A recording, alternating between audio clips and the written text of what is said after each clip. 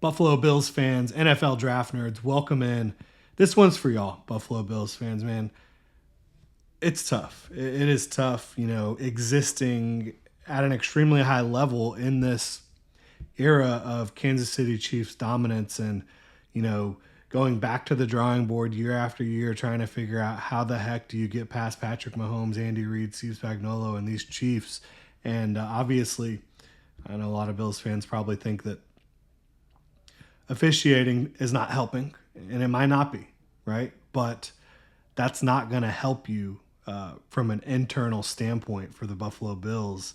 You're going to have to try to figure out how to get this thing done, how to move forward. And you look at the Buffalo Bills, their cap space, they're in the red right now, negative 12 million. There's certainly some cut candidates. There's going to be some roster turnover this year.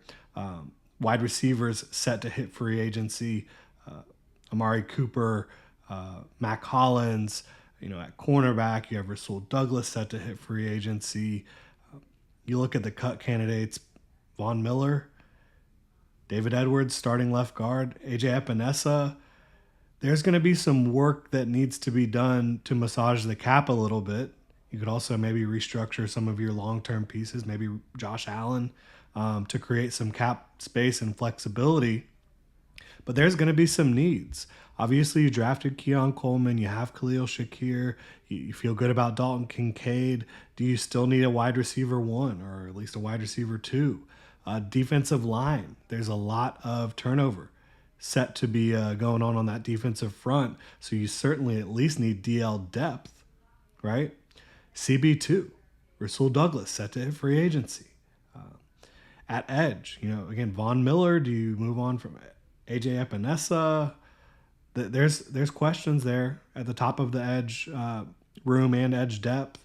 You could also potentially upgrade left guard. You could potentially upgrade safety. You could upgrade interior defensive line. Obviously, you have your interior penetrator that you feel good about, Ed Oliver. But I think Daquan Jones is a good player, not a great player. You could upgrade there. Linebacker injuries have been critical. To Matt Milano specifically. Terrell Bernard's going into a contract year.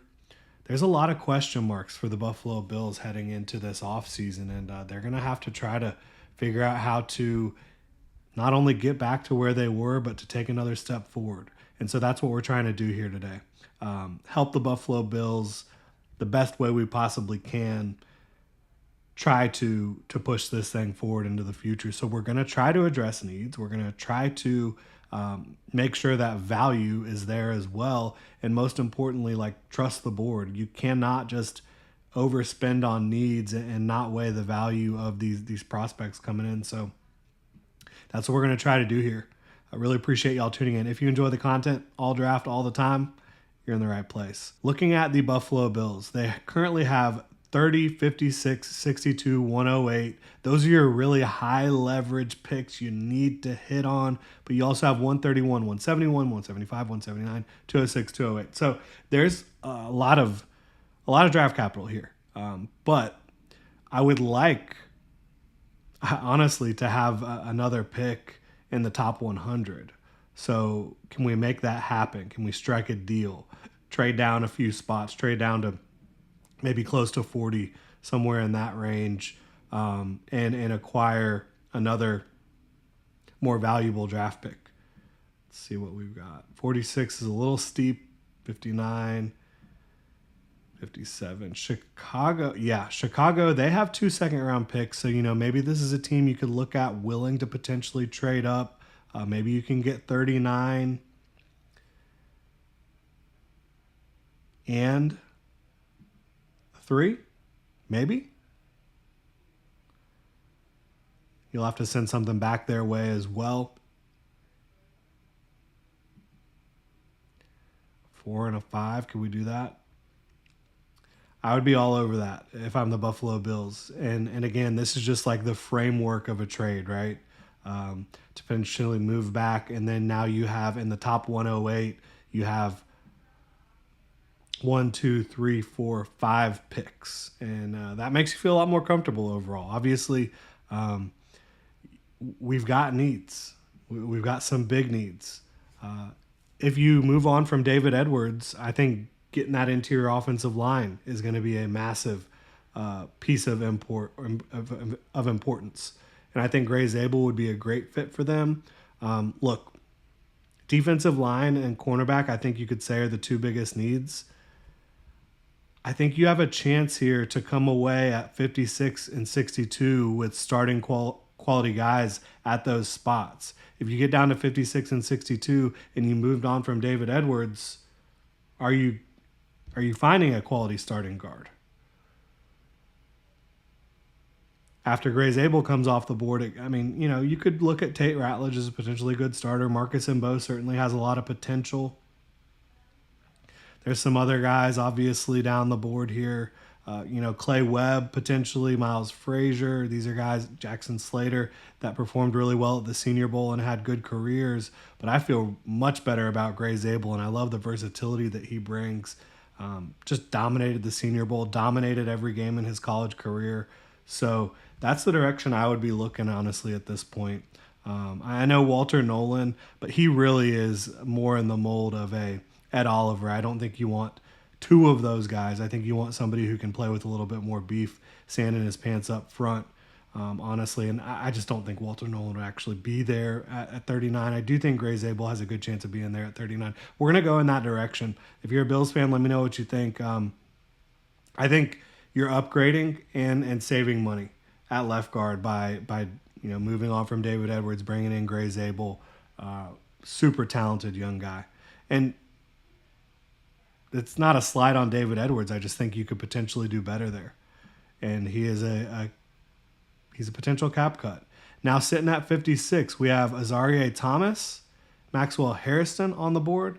Azareye'h, you want him pressed up at the line of scrimmage. So if you're going to do that, great. I think Maxwell Harrison brings a little bit more versatility, quite frankly.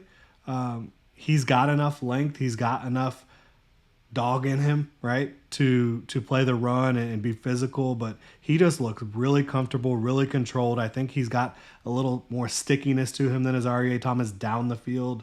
I think that would be a heck of a pick here for the Buffalo Bills, who again probably trying to replace Rasul Douglas and hoping Christian Benford's good to go. And then maybe you have a really good situation there at corner. Obviously, Teron Johnson and the nickel. And then, yes, we could be looking at edge. We could be looking at wide receiver. I think you've got to address the interior. And Alfred Collins, talking about somebody who could be a really dominant interior defensive lineman, stopping the run, Alfred Collins will be that. There is some untapped potential, I think, as a pass rusher, but he's not a spring chicken. Like, he's been in college for a while. You would like to see him have a more developed pass rush skill set because he does have some explosiveness. He has great length. I'm not sure why he can't rush the passer a little bit better, why he can't put it together, but excellent run defender. Now, the direction I would go here is Darius Alexander, who I think can be stout enough against the run at 304 pounds, absolutely, but has monstrous potential. And you talk about pairing up Darius Alexander and Ed Oliver, that could be something special. And then maybe you hit interior defensive line, pure run stopper a little bit later in the draft. It's a deep class on the defensive line, but I think landing somebody like a Darius Alexander here who could really juice up that front and be stout against the run, play with technical hands up front, would be fantastic for them. And so we've still got two picks in the top 108 left, 72 and 108 overall. Could go back to back with Alfred Collins there. You look at edge, Kyle Kennard is probably a pretty good value here. This is the range I would have him in, certainly. I don't know that he's offering you an upgrade on what you currently have with Epinesa. Obviously, Rousseau's still going to be there. Don't know what's going to happen with Von Miller. Is there a better, Isaiah Bond, that speed that he could bring to the wide receiver position, and he's really good at throttling up and down. He dealt with injury this year, so a little bit of a, this was a guy who had first-round buzz. And now that's kind of fallen off a little bit. But to be able to land him at 72, I think, with Josh Allen's ability to find guys down the field. Isaiah Bond's ability to separate, that could be a match made in heaven. And I think he can play outside. So you could have Keon Coleman, Khalil Shakir, obviously Dalton Kincaid, Dawson Knox, Isaiah Bond can play X. You can move, or Z, excuse me. You can move him around the formation. I think that Joe Brady, assuming he's still there, could have and he said he's going to stay. So I think that's the direction we're going to go here. Just game-breaking potential with Isaiah Bond. And look, you talk about Xavier Worthy. I think Isaiah Bond is a better overall prospect than Xavier Worthy was coming out. Worthy, I don't think has as good of route tempo or pacing, the ability to throttle up and down as well, the body control. I think Isaiah Bond is a more controlled route runner. He's not going to have the 4.21, but he's going to be a blazer. He's going to run 4.3s at the worst. So, yeah, that's the direction I would like to go there for them, certainly. And now we've kind of addressed a lot of the big need areas, a lot of the big issues that we have with the roster. We could go for an edge here potentially. I loved what I saw from Femi Oladejo at the Senior Bowl, a guy who converted from linebacker to edge, brings so much energy, so much effort. He has really good length. Baron Sorrell had a pretty good Senior Bowl as well out of Texas. Savion Jones, Josiah Stewart, he's a heck of a value here at this point, in my opinion. Somebody who had a huge year. He's undersized, but he has decent proportional length. I don't know that edge is going to present the best value here, and we're not going to avoid value. We're going to try to find value at every spot that we can. Andrew Makuba would be an unbelievable value here out of Texas, and that's one of those spots we talked about you could upgrade. You're still going to have Taylor Rapp, it looks like, but he could be a cut candidate. But you have Taylor Rapp, you have Cole Bishop, who you're hoping takes a big step forward. But I think Andrew Makuba could really help that secondary. He's not a huge guy, but he's feisty, he's physical, great in coverage, smart, instinctual football player. That's certainly going to be one of our top options. Jordan Phillips is an unbelievable athlete at 320 pounds-ish as well out of Maryland. That would be another option. Again, the Bills have depth issues when you look at the interior defensive line. Got a lot of guys set to be free agents. At linebacker, I would have loved if Schlesinger was still on the board, but that's certainly unrealistic. I think he should be a first-round prospect. Somebody to keep an eye on later on, I think you could say Jeffrey Bossa. I think you'd also say Shamar James. Both of those guys impressed me at the Senior Bowl, having some versatility to their game. Yeah, I think we've got to go Andrew Makuba out of Texas by way of Clemson. Just a really solid secondary piece that's going to help them out a lot and allow them to get a little cheaper and a little bit younger potentially at safety. And then not any picks until 171 after we traded away the pick at 131, right? So that's the bulk of your big time draft capital. Gray Zabel, Maxwell Harrison, Darius Alexander, Isaiah Bond, Andrew Makuba. Now, there are absolutely some guys that we can add here that we can feel comfortable with. Femi Oladejo's still on the board. I feel really good about that. Running back is going to be a position that you can potentially add to, and I know that that's not a need for the Buffalo Bills when you have James Cook, you have Ray Davis. But, Damian Martinez is an absolute battering ram who has great quickness, agility, vision, runs with patience, almost always wins at the second level thanks to either his power or his lateral agility, quickness. Almost a 230-pound back, just turned 21 years old. Not a lot of tread on the tires. Definitely interested in him. He's a big time value. Obviously, tight end probably not going to be on the board for the Bills with their current situation there.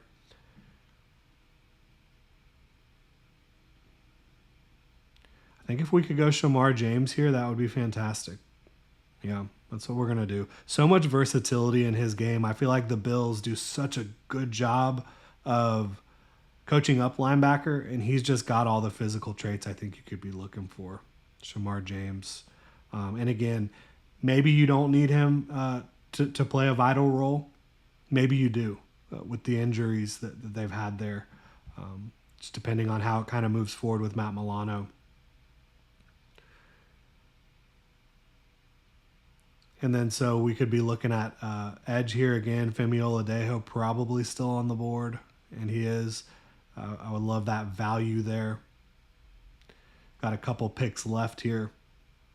We're just going to try to find guys that are going to make this roster and make this football team better. I think being able to land somebody like a Jalen Rivers, who has experience at tackle but also looked pretty good at guard at Senior Bowl, that could be a good value here for the Buffalo Bills from a depth perspective. You want to make sure that you've got depth to protect Josh Allen, to make sure you can keep that running game going at a high level, and then again, just trying to find the best possible values we can. Oronde Gadsden would be a great. There's going to be value at tight end in this class, but again, is that really a direction the Bills need to go in any way, shape, or form? Probably not. Running back is going to present value at this spot. Wide receiver could as well, potentially. Jalen Lane was excellent at the Senior Bowl.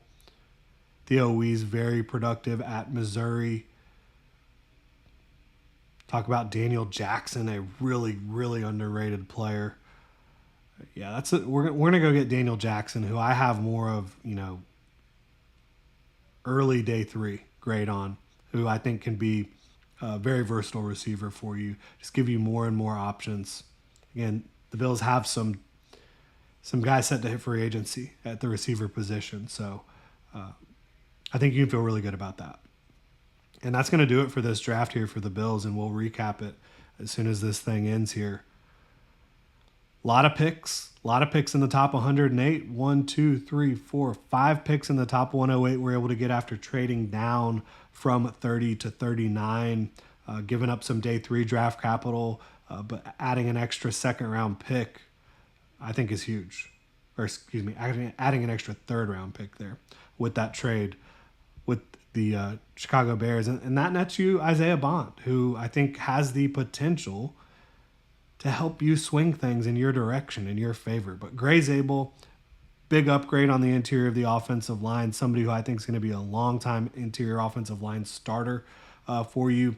Maxwell Harrison at 56 overall, somebody who I think could be a first-round pick, but with this cluster of corners here, it's possible that one of them, like Maxwell Harrison or Trey Amos, falls to 56, and you're able to be in a really good spot there. Then Darius Alexander, somebody who's going to continue to rise up boards around the web out of Toledo. He's got great length, explosiveness, quickness. He's very technical with his hands. He studies extremely well against his opponents. I think he's going to be an impact defensive lineman to pair with Ed Oliver. Isaiah Bond, again, the wide receiver out of Texas.